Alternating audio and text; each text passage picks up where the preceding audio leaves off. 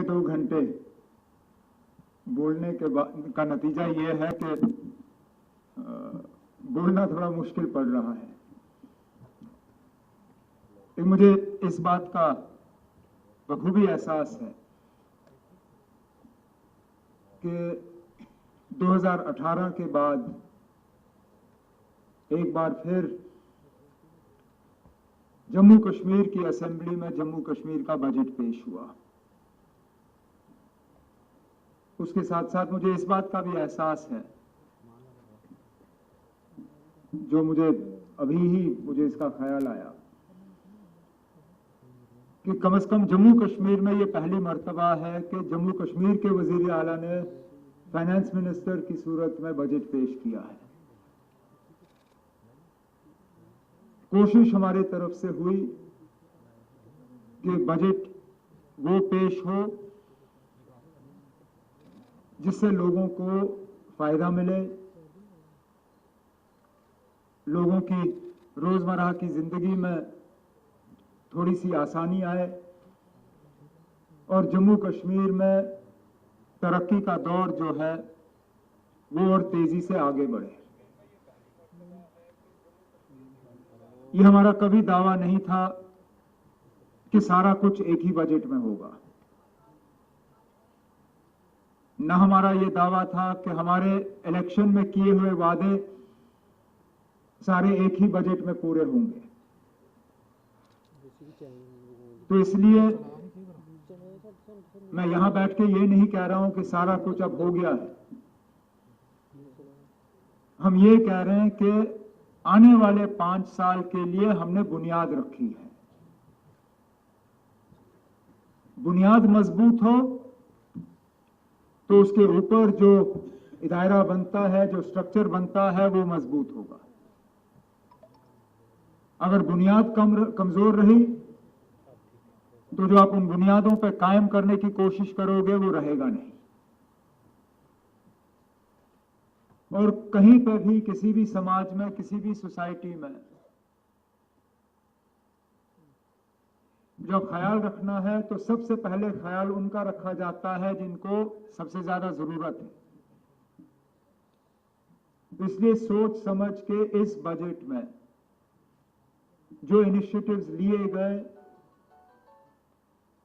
जिन welfare measures का आज ऐलान हुआ, वो जम्मू कश्मीर की सबसे गरीब जो तबका है उनके लिए है। ये बुनियाद है। आगे जैसे जैसे हम जाएंगे और हमारी माली हालत बेहतर होती जाएगी, जो सोशल वेलफेयर मेजर्स हमें लेने होंगे उनका दायरा जो है बढ़ता जाएगा। लेकिन फिलहाल मैं अपनी जगह मुतमैन हूं कि जिन हालात में आज जम्मू कश्मीर है फाइनेंशियली, और एक यूटी की सूरत में, ये जम्मू कश्मीर के लिए एक बेहतरीन शुरुआत है। और मेरी और मेरे साथियों की, हमारी हुकूमत की लगातार कोशिश रहेगी कि जम्मू कश्मीर के लोगों को इस इलेक्शन में हिस्सा लेने का भरपूर फायदा हासिल हो। तो ये कहते हुए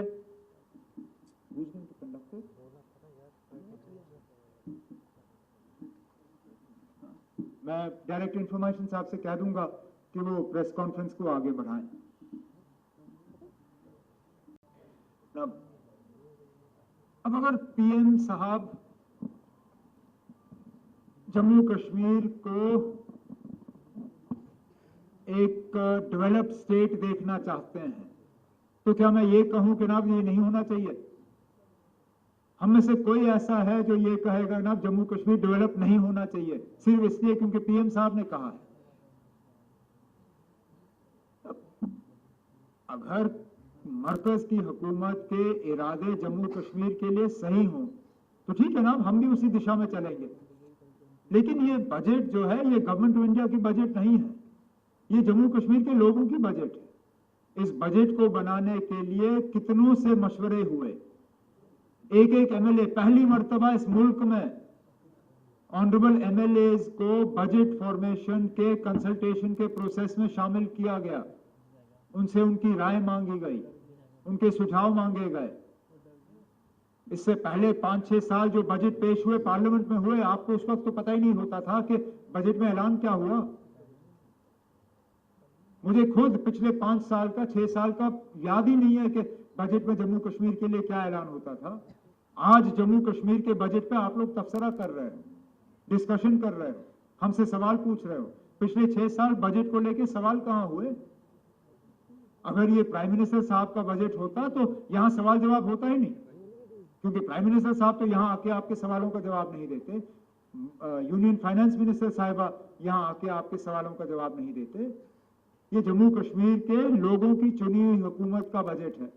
अब अगर इसमें प्राइम मिनिस्टर साहब जो जम्मू कश्मीर के लिए चाहते हैं और हम जो जम्मू कश्मीर के लिए चाहते हैं, अगर कहीं ना कहीं डेवलपमेंट के लिहाज से कोई हमारी पटरी मिल जाए तो अच्छी बात है ना, जम्मू कश्मीर के लोगों को उसका फायदा है। Is something that needs improvement. It is work in progress. Already improvement on the highway between Chennai and Kishtwar is going on. Work on some tunnels, road widening, that is an ongoing process. Now you can't expect at this point in time where right now even between Jammu and Srinagar you don't have a 4-lane highway fully. So to expect that I'll be able to announce 4-lane highway between Chennai and Kishtwar is perhaps expecting too much. But if you even have a wide enough and a good quality road at this point in time, that's enough. Now, yes, it's a fact that most of the capacity that we have on hydroelectricity is on Chenab River, but we will endeavor to exploit that to its fullest. We listed out some projects that are in the pipeline. I consider it a matter of my own good fortune that these projects were conceptualized and actual work on these started when I was previously Chief Minister. The Chenab Valley Power Development Corporation was set up when I was previously CM. उनके cases तैयार हो रहे हैं, उनके लिए case कर रहे हैं, लेकिन जहां तक आपने रेगुलराइजेशन के हवाले से आप सवाल कर रहे हैं, मैंने पहले ही कहा है, पहले हम उनका नंबर तय करेंगे, उसके बाद उनके लिए पॉलिसी। बहुत सारे ऐसे डेलीवेजर्स हैं जो बार-बार ये कह रहे हैं कि एसआरओ बनना चाहिए सर, उनके बच्चों को कोई फायदा नहीं मिल रहा है उसका। मेरी रिक्वेस्ट है प्लीज एक ही सवाल तक लिमिट रखें। पीछे लास्ट।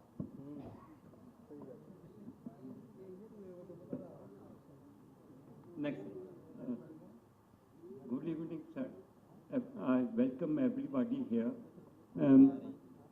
मेरा सिर्फ छोटा सा क्वेश्चन है कि ट्रैफिक बहुत है जम्मू में भी, श्रीनगर में भी, और बहुत सी गाड़ियाँ रोड साइड पर लगा देते हैं। ट्रैफिक कंजेशन हर जगह है, बड़ा मुश्किल है। और मैं चाहता हूँ ये तो आप सेंट्रल से टेकअप करें कि it was part of smart cities के मेट्रो दोनों सिटीज़ में, श्रीनगर में भी जम्मू में भी लगानी है। वो आप वायदा करें कि आप टेकअप करेंगे कि इंडिया ने अब शहरों में मेट्रो बनाने पर रोक लगाया हुआ है, क्योंकि जिन शहरों में फिलहाल मेट्रो बना है उनमें भी कई सारे ऐसे शहर हैं जिनमें मेट्रो वायबल ही नहीं है। और जम्मू कश्मीर में अब हम आज ये उम्मीद करें कि श्रीनगर और जम्मू में हम मेट्रो लगाएंगे और वो वायबल होगा, नहीं होगा। हमें मेट्रो को छोड़ के कुछ ऐसे इकदाम उठाने होंगे जिससे कि ट्रैफिक की कंजेशन हम कम कर पाएंगे, लेकिन मेट्रो हमारा इलाज नहीं है। हमारा इलाज शायद इसमें है कि हम पब्लिक ट्रांसपोर्ट का नेटवर्क जो है उसको बेहतर करें, और शायद उसमें हमारी हमने एक पहला कदम आज उठाया है, जो कि हमने लेडीज के लिए पब्लिक बसेज में जो है फ्री ट्रांसपोर्ट का इंतजाम किया है। शायद उससे थोड़ा सा अगर ट्रांसपोर्ट में कमी, ट्रैफिक में कमी आएगी तो ठीक है ना, और कदम उठाएंगे हम। मैंने आज तक किसी को ये कहते हुए नहीं सुना कि जम्मू की लैंग्वेज कश्मीरी है। डोगरा कल्चर तो पूरी दुनिया में माना जाता है। तो अब पता नहीं आप किससे मिले जो मतलब इतना बेखबर है। मैं तो फिलहाल अभी ऐसे किसी से मिला नहीं हूँ, लेकिन चलिए अगर और मतलब इस तरह के लोगों की जो है नॉलेज को बढ़ाने की जरूरत है वो हम कर लेंगे। मैंने खुद बजट के दौरान असेंबली में भी और मुख्तलिफ जो मीटिंगें हुई उसमें कहा है कि जम्मू के टूरिज्म के इंफ्रास्ट्रक्चर को बढ़ाने की जरूरत है और बेहतर करने की जरूरत है। हकीकत ये है कि माता वैष्णो देवी के 1 करोड़ से ज्यादा यात्री जो हैं, जो आते हैं, उनमें से बहुत कम, ना होने के बराबर कहीं डाइवर्ट होते हैं। आपने पत्नी टॉप, नथा टॉप, इन इलाकों की बात की, कितने माता वैष्णो देवी के यात्री यहाँ जाते हैं? ना होने के बराबर। पत्नी टॉप में अगर टूरिस्ट जाते हैं तो ज्यादातर जम्मू के ही लोकल जाते हैं यहाँ गर्मी से बचने के लिए। अब इसलिए हमारी कोशिश है कि नए डेस्टिनेशंस यहाँ पे डेवलप हो। मैं फिर वो स्प्रेड के हवाले से बात करता हूँ। हमारी कोशिश है कि जम्मू में 4-5 नए डेस्टिनेशंस ठीक ठाक यहाँ पे एस्टैब्लिश हों, ताकि हम माता वैष्णो देवी, ये ना बना बनाया आपके लिए मार्केट है। जम्मू कश्मीर की टूरिस्ट को प्रमोट करने के लिए हमें बाकी मुल्क में घूमना पड़ता है। जम्मू की टूरिज्म को प्रमोट करने के लिए आपको सिर्फ माता वैष्णो देवी के यात्री को टैप करना है। 1 करोड़ यात्री में से अगर हम 15% ही टैप कर पाए, वो 15 लाख है। अगर वो 15 लाख, जिस तरह मैं इनसे कह रहा था, जिस तरह हम गिनते हैं, अगर 15 लाख 4 डेस्टिनेशंस में गए, देख लीजिए कितना, दैट बिकम 60 लाख विजिट्स। तो हमारी यही कोशिश है कि माता वैष्णो देवी के यात्री जो हैं, उन्हें अगर हम 10, 15, 20% यहाँ दाएं बाएं नए डेस्टिनेशंस में डाइवर्ट कर पाए, जम्मू की टूरिज्म इकोनॉमी जो है वो पूरी बदल जाएगी। Last question please, last. Jammu and Kashmir operates in a deficit, and I made this point very clear in the opening part of my budget speech, where I outlined how much we earn and how much we spend. It is a fact that we are very heavily deficit as far as our fund position is concerned. That said, we do generate some amount of revenue of our own that allows us to focus on some social welfare schemes. And that's how we've been enabled with this budget, which is why I make the point that, look, this budget doesn't achieve everything that we set out to do, but it is a start. And as over the next 5 years our economic position improves, we will tackle all the promises that we've made. नहीं है ना, जम्मू कश्मीर की history जो है वो है,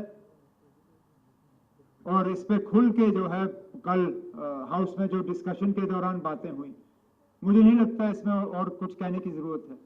assembly के अंदर जो बातें हुई वो रिकॉर्ड पे हैं, उससे ज्यादा कहने की जरूरत नहीं है। एंड मुख्य में सॉरी, आपका दूसरा सवाल क्या था? मैं जो कहा, कोई निराश है, कौन है? सर दिया सवाल आपका। तो दूसरे सवाल का जवाब पहले, मैंने बजट की तकरीर के दौरान इस बात का जिक्र किया था कि जो हमारी फिल्म शूटिंग पॉलिसी जो है उसको और मजबूत किया जाएगा, और जो मैं अपनी तकरीर में कह नहीं सका क्योंकि वक्त की कमी रहती है। आमतौर पे हमने देखा है कि बॉलीवुड में जम्मू कश्मीर को प्रमोट करना कोई मुश्किल काम नहीं है, लेकिन एक पूरा फिल्म इंडस्ट्री का एक हिस्सा है साउथ इंडिया में, जहां जम्मू कश्मीर को लेके ज्यादा एक्टिविटी होती नहीं है। हमारी कोशिश रहेगी कि सदर्न फिल्म इंडस्ट्री जो है, आंध्रा, कर्नाटका, तमिलनाडु, केरला, यहाँ की फिल्म इंडस्ट्री अगर जम्मू कश्मीर आके शूटिंग करना शुरू करे, इससे हमें 2 फायदे होंगे। एक तो शूटिंग का यहाँ पे जो इस्तेमाल होगा वो तो होगा ही होगा, लेकिन वहाँ फिर टूरिस्ट जो हैं, आज भी अगर आप देखें तो हमारे ज्यादातर टूरिस्ट गुजरात, वेस्ट बंगाल, महाराष्ट्र, मध्य भारत से आते हैं। साउथ इंडिया से टूरिस्ट जम्मू कश्मीर की कम आते हैं। इन फिल्म शूटिंग से हमारी उम्मीद है कि साउथ इंडिया के टूरिस्ट जो हैं, उनका रुख जम्मू कश्मीर की तरफ हम डाइवर्ट कर पाएंगे। एक ये। दूसरा, आपने ये कहा कि क्या हम इस बजट सेशन को आगे पीछे नहीं कर सकते थे? कर सकते थे, और इतना मैं जरूर कहूंगा कि इस तजुर्बे के बाद अगले साल अगर मुझे बजट पेश करना होगा, मैं रोजों में पेश नहीं करूंगा ना, मैं बजट का सेशन आगे पीछे कर लूंगा। नहीं तो मैं स्पीकर साहब के सामने हाथ जोड़ के उनको कहूंगा कि 6:30 बजे के बाद सेशन रख के हम शाम को हाउस बिठा देंगे, लेकिन दिन को मैं रोजा रख के बजट इसके बाद पेश नहीं करूंगा। Sorry, you'll have to speak a little slowly. I didn't hear you. You're putting more emphasis on? Sir, you are putting more. No,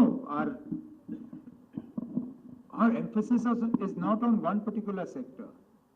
Our emphasis is on taking J&K forward in a balanced manner, focusing on asset creation, focusing on improving the economy. In improving the economy, we want to focus on all three sides: the primary sector of the economy, the secondary sector, and the tertiary sector. So that means manufacturing, services. We have looked at all of these.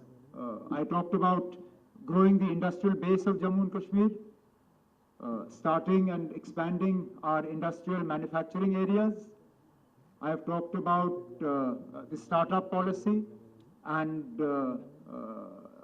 giving a boost to entrepreneurship. There's also a renewed focus on agriculture and horticulture. Tourism is a major sector of our economy. We are looking to grow tourism arrivals both in Kashmir as well as in Jammu. Horticulture, of course, is an important facet of our economy. So it would be wrong on anybody's part, including mine, to make the case that we are focused purely on one part of the economy. That is on the economic side. On the governance side, as I said, there are initiatives for improved governance, for asset creation, and for improving the social network, the social net that is available to our weakest sections of society. Private projects. Actually, in my budget speech, I've said that we are formulating a new hydropower policy. It is currently at the formulation stage within the Power Department. And as soon as we have the policy, the framework of the policy is ready. It's just that it has to be added to. Once the policy is ready, it will be put before the people. But the aim of that policy, again, is to focus on both the generation side, so that we have greater generation, and also on the distribution, transmission and distribution side as well, so that the losses that we have in our transmission and distribution system, those are also brought down. पहले तो capital expenditure कम नहीं हुआ है. Capital expenditure अगर आप देखें तो 24-25 जो हमारा आरई है वो 27,544 है. जो हमारा 25-26 का बीई है बजटेड, ये है 32,607. तो इसको बढ़ाने की बात है. रेवेन्यू एक्सपेंडिचर में कमी हुई है, जिसके लिए फाइनेंस सेक्रेटरी साहब ने आपको पहले ही समझाया है. वो इसलिए है कि हमारी पुलिस की बजट और पुलिस पेंशन जो है वो जम्मू कश्मीर की बजट से हटा के मरकजी होम मिनिस्ट्री की बजट में डाला गया है, इसलिए इसमें कमी आई है इस बार. मैं अब आप मेरी बात समझने की कोशिश करिए ना. पिछले साल की सैलरी में जो हमारी पुलिस है उनकी सैलरी बिल इसमें शामिल थी. इस साल वो सैलरी पुलिस कंपोनेंट जो है वो हमारे बजट से हटा के मरकजी बजट में डाला गया है, इसलिए वो निकाल के ये नंबर कम हुआ है. एम्प्लॉइज की तादाद कम नहीं हुई है, एम्प्लॉइज की तादाद बढ़ेगी, घटेगी नहीं, लेकिन सैलरी कंपोनेंट कम हुआ है क्योंकि वो हिस्सा जो हम पुलिस को तनख्वाह के तौर पे देते थे वो अब हमारे बजट से हटा के मरकज की बजट में आ गया है. Next question please. जहां तक डेली वेजर्स और इनकी बात है, उनके लिए एक पॉलिसी हमें बनानी होगी. पहले तो ये है कि हमें उनका नंबर तय करना होगा, क्योंकि आप जिससे बात करें नंबर बदलता रहता है. कहीं पे भी एक नंबर हमारे पास है नहीं. जब हमारे पास नंबर होगा उसके बाद उनके लिए हमें क्या पॉलिसी बनानी होगी वो हम तय कर सकते हैं, लेकिन जरूर उनके लिए कुछ ना कुछ तो करना ही होगा. और जहां तक आपने एएवाई और बीपीएल वाली बात की, जैसे मैंने शुरू में कहा, हमारा फर्ज है कि जो सबसे ज्यादा मदद के हकदार हैं उनको मिलना चाहिए. तो इस बजट में सोच समझ के हमने एएवाई को जो है मदद की. अब आगे जाके जैसे हमारी माली हालत जो है बदल जाएगी, जिस तरह वो नए प्रोजेक्ट्स, पावर प्रोजेक्ट्स हमारे जो ऑन स्ट्रीम आ जाएंगे, उससे हमारी कमाई बढ़ेगी, और कुछ इकदाम उठाए जाएंगे जिससे हमारी कमाई बढ़ेगी. उसमें फिर हम जो बीपीएल कैटेगरी के लोग हैं उन्हें भी जो फायदे गवर्नमेंट की तरफ से मिलने चाहिए उनको भी इनमें शामिल किया जाएगा. न्यू पेंशन स्कीम का ओल्ड पेंशन स्कीम पेंशन, उसमें तो कोई बदलाव नहीं है. ओल्ड पेंशन स्कीम के मुलाजिम जो हैं वो ओल्ड पे रहेंगे, जो नए मुलाजिम लगे हैं वो न्यू पेंशन स्कीम पे होंगे. और इसमें कोई बदलाव लाने की बात नहीं है। जहाँ तक जर्नलिस्ट के पेंशन्स वगैरह की बात है, मैं ईमानदारी से कहूँ हमने इसके बारे में सोचा नहीं है, लेकिन अगर आपके पास कोई ऐसे मतलब आइडियाज़ हैं जो आप शेयर कर सकते हो, उसमें फिर आप देख लीजिए ना कितना बर्डन आप उठाने के लिए तैयार हो और कितना आप हमारे ऊपर डालने के लिए कितना चाहते हो बात की, क्योंकि हम चाहते हैं कि एक वाइब्रेंट प्रेस जो है वो कायम हो। जम्मू का प्रेस क्लब चल रहा है शायद, लेकिन श्रीनगर में चल नहीं रहा है। श्रीनगर का प्रेस क्लब दोबारा चले, उसके लिए इकदाम उठाए जाएंगे। We've had so many questions that I don't know where to start. One, SRTC daily ridership is more than 20,000. So it's not as if SRTC buses are going empty. And it is our endeavor to augment that fleet and strengthen SRTC's network. So obviously, ladies, when they're able to travel free, both within the e-bus network and SRTC, we believe that it will benefit them greatly. I don't expect anything but criticism of the budget from the opposition, because that's why they're called opposition. If they were anything else, they would be in government. I mean, it would be difficult for you to find me an example where an opposition has come out from Parliament or the Assembly and praised a budget. Therefore, that's not for me any sort of criteria. I believe that we have presented a budget that is people-friendly.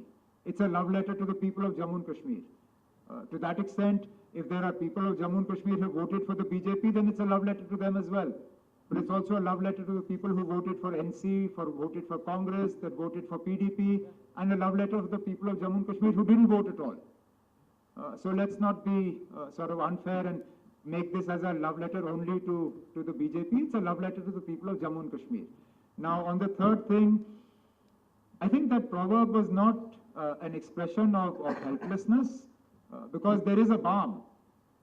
If that proverb had been about the absence of a balm at all, then it would have been helpless. There is a balm, but there are many wounds, which is a fact. I mean, if you go by the numbers that Santosh put in front of you, if you go by the numbers that I put in front of you in the assembly, the fact is that the problems are many, but the resources are limited. And that's why this budget was an exercise in trying to do the maximum good with the least deployment of resources. As our resource position improves, as we move more towards a self-sufficient Jammu and Kashmir, obviously that will change. Now, the question that you asked me, I still maintain that a UT with assembly is by far the worst form of government in the country. I have no hesitation in saying this. I've said this before, I'll say it again. There should only be two systems in this country. Either you have a UT without assembly, or you have a state.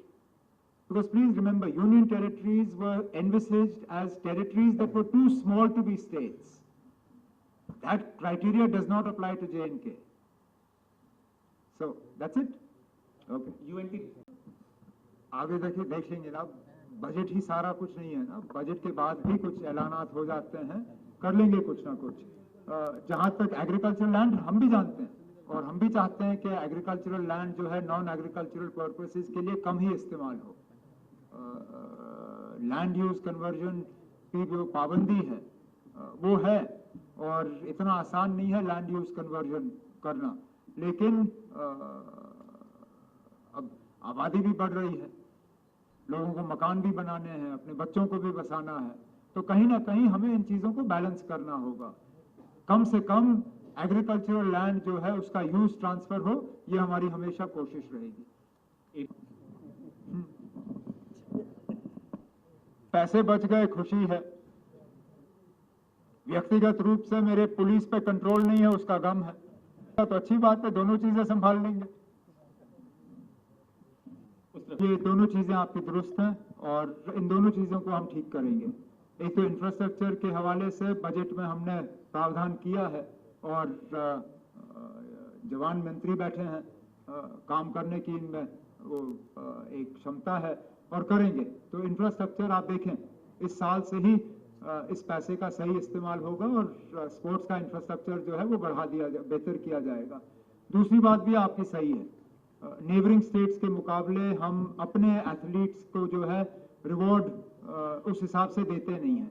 इसको enhance करने की ज़रूरत है। मैंने पहले ही honourable sports minister साहब से कहा हुआ है कोई एक प्रपोजल लाएं और उस पर हम ज़रूर गौर करेंगे। मैं चाहूँगा कि आप इस पर जो जवाब देंगे वो हमारे जवाब हमने असेंबली में दिया हुआ है। जहाँ तक रहबरे खेल के जो उनको मिलता है उसको पिछले साल ही डबल किया गया था। अगर इसमें आगे कुछ जाके करना होगा डिपार्टमेंट की तरफ से जब प्रपोजल आएगा उस पर हम गौर कर लेंगे। सर मैं इसमें असेंबली के सवाल का यहाँ सप्लीमेंट्री पूछ रहे हैं। सर ये इम्पोर्टेंट था वो असेंबली जब हमने जो बात कहनी थी वो कह दी। अब इससे आगे जो डिपार्टमेंट को करना होगा डिपार्टमेंट अपनी पॉलिसी जो है वो तय कर लेगी। मेरी रिक्वेस्ट है चाहता हूँ नहीं, कोई वजीर नहीं, आला इसमें माफी मांगने की बात ही नहीं है ना। वजीर आला बनने के बाद कुछ इंशाल्लाह इंफ्रास्ट्रक्चर बने तो जरूर कोशिश करेंगे कि यहाँ आईपीएल के मैचेस हों। एक स्टेडियम कठुआ साइड पे प्रपोज किया गया है और बीसीसीआई से बात चल रही है कि ठीक उसी तरह का स्टेडियम कश्मीर में भी बने इंटरनेशनल स्टैंडर्ड का, ताकि इस तरह के मैचेस जो हैं एक अच्छे पिच और एक अच्छे स्टेडियम में हम ऑर्गेनाइज कर पाएँ। ये हमारी कोशिश होगी। और जो पहला सवाल आपका था एम्प्लॉयमेंट को लेके, सारा बजट ही उस पर था। जो डेवलपमेंट की हमने बात की, जो स्टार्टअप्स के लिए हमने बात की, जो एंटरप्रेन्योरशिप के लिए हमने बात की, जो इंडस्ट्रियलाइजेशन के लिए बात की, ये सब जो है यहाँ पे एम्प्लॉयमेंट को बढ़ावा देने के लिए जो है एक कोशिश है। इसके अलावा कुछ और चीज़ें हैं जो पाइपलाइन में हैं, लेकिन फिलहाल उन पर बात करना जो है प्रेमेच्योर होगा। आगे जाके उम्मीद करता हूँ कि मौका मिलेगा तो उस पर बात कर लूँगा। इसके लिए जो है बजट में जिक्र किया है कि उनकी बेहतरी और जो ट्रांजिट अकोमोडेशन है उसको कंप्लीट करने का जो प्रोजेक्ट है वो हम कर लेंगे। जहाँ तक वापस ले जाने वाली बात है उसका बजट से कम और हालात से ज़्यादा लेना देना है। मैं बार बार ये कहता हूँ कि जम्मू कश्मीर में से कश्मीरी पंडित इसलिए नहीं भागे क्योंकि उनकी माली हालत खराब हुई। वो इसलिए गए क्योंकि उनके जान को खतरा था। जब तक हम उस खतरे को नहीं हटाते हम ये उम्मीद नहीं कर सकते हैं कि वो पूरी तरह से वापस जाएंगे। इसलिए मिलके फिलहाल यूटी में ये जिम्मेदारी हमारी साझा है, एलजी साहब की भी और इलेक्टेड गवर्नमेंट की। मिलके हमारी कोशिश होगी कि कश्मीर में उस तरह के हालात कायम किए जाएं जिससे कि कश्मीरी पंडित जो वहां से निकल गए वो अपनी मर्जी से वापस जा सकें। for the restoration of statehood. We're working on a time frame, but I don't think it would be appropriate for me to talk about it at this point in time. Needless to say, it is work in progress. That is the answer to the second part of your question. As to the first part of the question, let's be honest. I can always do with more money. No matter how much Government of India gives Jammu and Kashmir, I can always find ways of spending more. But I'm extremely grateful for what we have. So I don't want to in any way sound ungrateful by saying कि ना हमें और मिलना चाहिए था। जितना मिलेगा हम खर्च करेंगे, लेकिन जितना अभी तक मिला है उसके लिए हम शुक्रगुजार हैं। अब दूसरे सवाल का जवाब मैं पहले दूं। फिलहाल मर्जर का कोई प्रपोजल मेरे पास नहीं आया है, ना इस पे कोई बात हुई है, और ये मैं पहली मर्तबा सुन रहा हूं कि इस पे हमें सोचना भी चाहिए। फिलहाल इस पे कोई ऐसी बात नहीं आई है जिस पे कि हम सोचें कि youth services and sports department को स्पोर्ट्स काउंसिल के साथ जो है मर्ज करना है। जहां तक आपने इंफ्रास्ट्रक्चर की बात की, हम जैसे मैंने बजट स्पीच के दौरान कहा है, हम एक नया जाल स्पोर्ट्स इंफ्रास्ट्रक्चर का जो है पूरे जम्मू कश्मीर में बिछाने पर वादाबंद हैं। उसमें से दो चीज़ों का आपने जिक्र किया, एक श्रीनगर और जम्मू के लिए नए इंटरनेशनल क्वालिटी के स्विमिंग पूल वो कायम किए जाएंगे। और आपने पूछा कि क्या जम्मू वाला जो है टाइम पे कंप्लीट होगा? बिल्कुल होगा सर। बजट से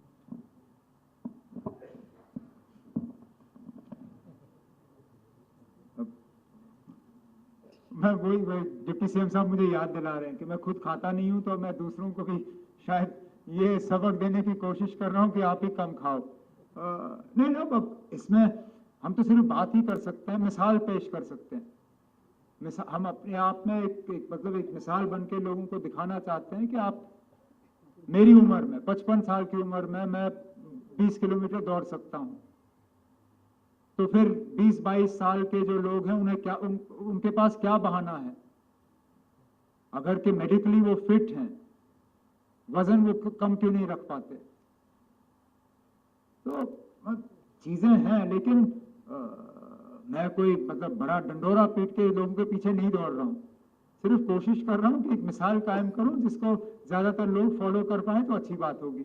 और सबसे पहले तो मैं अपने मिनिस्ट्री साथियों को कहूंगा कि वो मेरे साथ 5 किलोमीटर दौड़ना शुरू करें, फिर बाकी जम्मू कश्मीर को दौड़वा दूंगा मैं।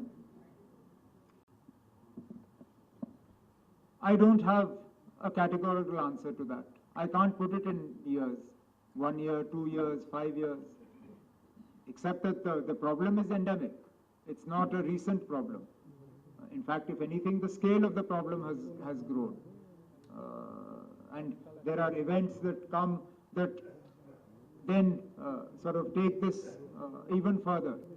So at the moment, just to say that obviously we would like to see Jammu and Kashmir in a position where it is self-sufficient, where it doesn't rely or have to rely on Government of India for the sort of funding that we rely on today. Will we get there? Yes, but it's not going to be easy. Obviously, to get Jammu and Kashmir to that point will take difficult decisions, and it will not be painless. But I believe that it is in the interest of Jammu and Kashmir and in the interest of Jammu and Kashmir's self-respect to be in a position where we are not dependent.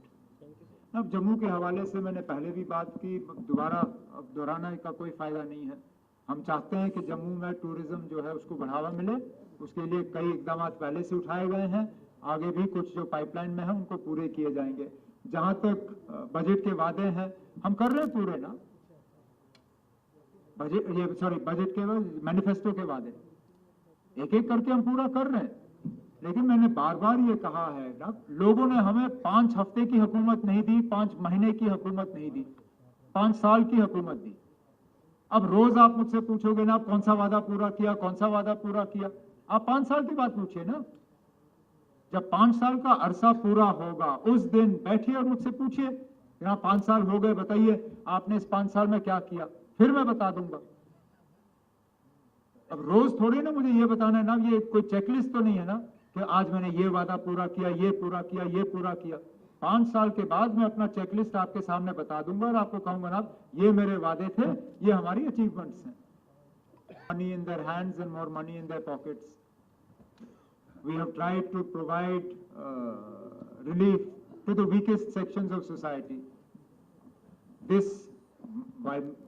can't counter inflation. Jammu and Kashmir on its own can't counter inflation that is prevalent in the entire country. But what we have tried to do is to address, to some extent, the budgetary concerns of the weakest sections of society. मैं मानता हूँ कि road connectivity पूरी नहीं हुई है, ये एक ऑनगोइंग प्रोसेस है। रोड कनेक्टिविटी के हवाले से आज फिर बजट में जिक्र हुआ, उसके लिए पैसों का इंतजाम किया गया है, चाहे वो ब्लैक टॉपिंग के लिहाज से हो। हमने 4000 किलोमीटर ब्लैक टॉपिंग करने का इस अगले वाले साल में जो है वादा किया है। नए सड़कों को जो है हाथ में लिया जाएगा। एक नंबर्स तो मेरे पास है नहीं, लेकिन ब्रिजेस और रोड्स के हवाले से हमने कुछ इकदाम उठाने पे जो है बजट के हवाले से लोगों से वादा किया है, वो हम कर लेंगे। और ये जाहिर सी बात है कि ये ज्यादातर काम उन इलाकों में होंगे जो फिलहाल डिस्कनेक्टेड है, जिनको कनेक्ट करने की जरूरत है, तो वो तो हम जरूर कर लेंगे। जहां तक आपने जम्मू के टूरिज्म के हवाले से बात की, आपने बिल्कुल उन इलाकों की बात की या उन जगहों की बात की जिनको टूरिज्म के नक्शे पर लाना जरूरी है, और उसके लिए टूरिज्म डिपार्टमेंट के साथ मिलके हम ये कुछ सर्किट्स बनाने की कोशिश कर रहे हैं, ताकि जो लोग माता वैष्णो देवी की यात्रा के लिए आ जाते हैं उन्हें इन सर्किट्स के बारे में पता चले तो हम इनको डाइवर्ट कर पाएंगे। फिलहाल मुझे लगता है कमी इस बात की है कि जानकारी उनके पास है नहीं, इन जगहों के बारे में ये जानते नहीं है। तो हमारी कोशिश रहेगी कि अग्रेसिवली हम इन जगहों की जानकारी जो है यात्रियों तक पहुंचाएं, ताकि जब वो अपने प्रोग्राम या अपने प्लान बनाएं, वो सिर्फ 2 दिन का प्रोग्राम ना बनाएं कि हम जी सीधा कटरा आए, ऊपर गए, दर्शन किए, वापस आए और निकल गए। फिर वो जब आते हैं तो 5 दिन 7 दिन का एक पूरा प्रोग्राम बना के, सर्किट बना के उन जगहों की तरफ जाएं जिन जगहों का आपने जिक्र किया।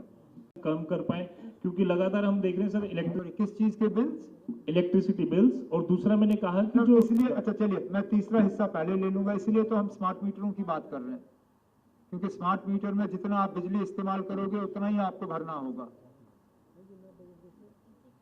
तो इसलिए मैं बार बार अपने बजट की स्पीच में, एलजी साहब के खुतबे में, मीडिया से इंटरेक्ट करते हुए मैं कहता हूँ ना कि ज़्यादा से ज़्यादा जहाँ स्मार्ट मीटर लगेंगे वहाँ बिजली का सही इस्तेमाल होगा, फिर आप उतनी ही बिजली इस्तेमाल करोगे जितना बिल भरने की आपकी ताकत होगी। और जो तो सबसे गरीब तबका के लोग हैं उनकी हुकूमत मदद करेगी, जिस तरह हमने बजट में ऐलान किया है। जहाँ तक प्राइवेट स्कूल्स के हवाले से आपने बात की, वो तो फी फिक्सेशन कमेटी है जो प्राइवेट स्कूल्स की फीस जो है वो तय करती है। वो अपना काम करते हैं, उसमें रिटायर्ड जज चेयरमैन है, उसमें गवर्नमेंट का दखल जो है कम रहता है। वो फीस तय करते हैं और सिलसिला वहीं पर खत्म हो जाता है। तीसरा आपने रजिस्ट्रेशन, गाड़ियों के रजिस्ट्रेशन के हवाले से बात की। इज रजिस्ट्रेशन मोर एक्सपेंसिव है जो बाकी रियासतों में है?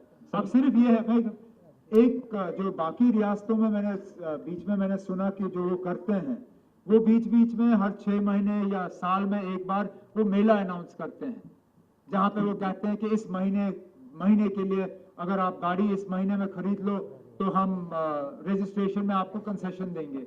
उससे क्या होता है कि फटाफट लोग आके उस महीने गाड़ी खरीदते हैं, गाड़ी के जो डीलर्स हैं उनकी सेल बढ़ जाती है, हमारा जीएसटी की कमाई भी बढ़ जाती है और रजिस्ट्रेशन में थोड़ा सा लोगों को कंसेशन मिलता है। फिलहाल हमने इसका जो है कोई पॉलिसी बनाया नहीं है, लेकिन इसके बारे में मैं सतीश से बात करके देख लूंगा अगर इस साल हम इस तरह का कोई कदम उठा सकेंगे। नेक्स्ट, नशा मुक्त, ड्रग फ्री बनाना ये हमारी जिम्मेदारी है और हमारी हर कोशिश होनी चाहिए कि इसमें हम कामयाबी हासिल करें। इसमें अच्छी बात यह है कि मरकज़ की तरफ से भी कई इक़दाम लिए जा रहे हैं। हाल ही में कुछ दिन पहले होम मिनिस्टर साहब ने नॉर्थ जोन चीफ मिनिस्टर्स और गवर्नमेंट्स की मीटिंग बुलाई थी, जिसमें खासकर एजेंडा यही था कि ड्रग मेनेस को जो है किस तरह टैकल किया जा सकता है। तो एक तो बड़ी नज़दीकी से government of India, ministry of home के साथ जो है हम मिलकर काम कर रहे हैं ताकि एक कोऑर्डिनेशन रहे हमारे और उनके दरमियान और हमारे और जो हमारे नेबरिंग स्टेट्स हैं, खासकर पंजाब और हिमाचल। तीसरा हेल्थ इंफ्रास्ट्रक्चर को बेहतर किया जाए ताकि ड्रग रिहैब की जो है इंफ्रास्ट्रक्चर सही माने में बने।